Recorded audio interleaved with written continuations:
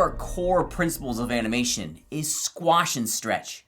Squash and stretch is all about bringing the illusion to life by demonstrating to our audience the core fundamentals of elasticity. It reminds our audience almost instantly that these characters are alive, they're breathing, they have their own internal structure that's allowing them to squash down like a spring and then expand back out with a tremendous amount of energy. This squash and stretch idea is everywhere in our world of animation. And once we start to pull back the veil of how all these animations are created, you can see very directly how these artisans are using the principle of squash and stretch to remind our audience that these are living, breathing creatures that are expanding and contracting like a spring.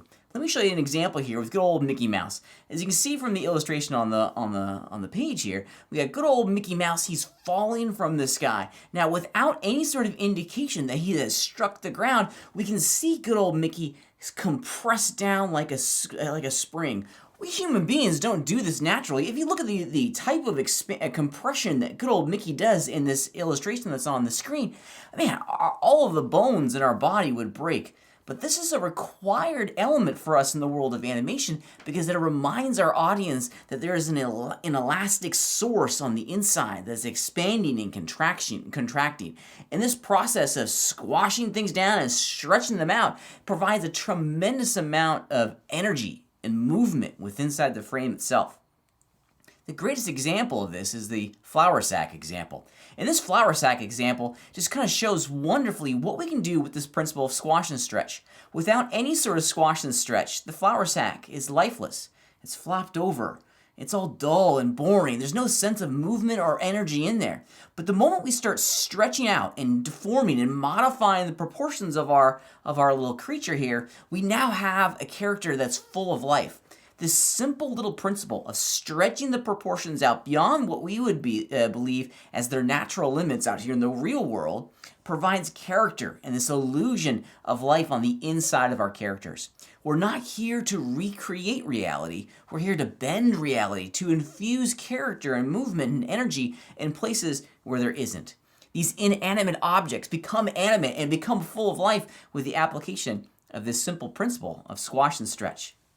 Here's a good example again with good old Mickey Mouse. Just a simple little expansion of his chest cavity shows quickly to the audience that this character is breathing. Now, we wouldn't normally puff up our skin when we're breathing that big. We'd be maybe at the conclusion of running a marathon. But in normal everyday life, we don't expand that much in order for our audience to understand that we're breathing.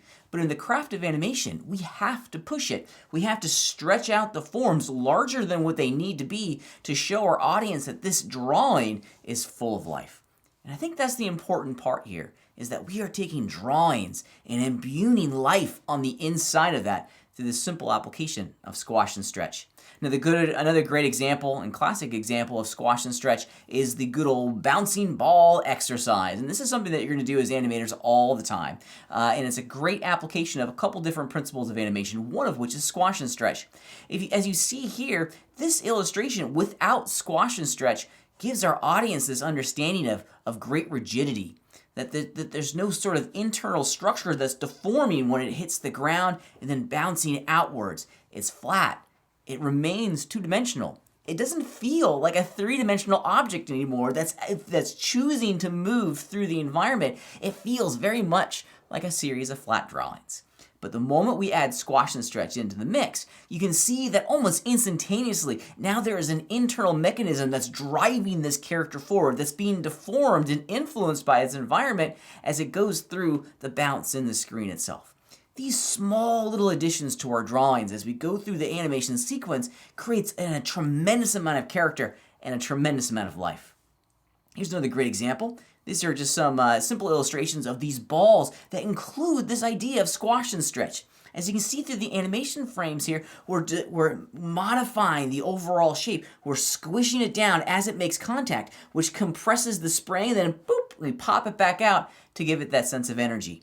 Now, each type of ball here has its own series, its own application of squash and stretch. With a heavy ball, we're not going to get a lot of squash and stretch, and our audience sees that. The absence of that squash and stretch makes our objects feel very heavy, very rigid, very structured. Okay, we want to be able to feather in, layer in the amount of squash and stretch across all of these objects to produce and further enhance the illusion of life in all of our animations. It's pretty exciting when you see it.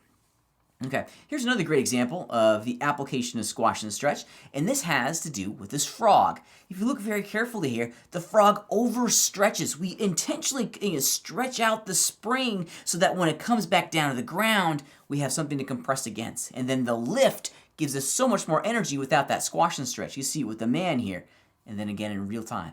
These simple little additions, this compression of the spring and then the expansion of the spring, produces life. It produces energy. It produces movement, which is pretty cool. Without squash and stretch, our characters are going to feel very basic, very rigid, very two-dimensional. They're going to feel, for lack of a better word, like a drawing.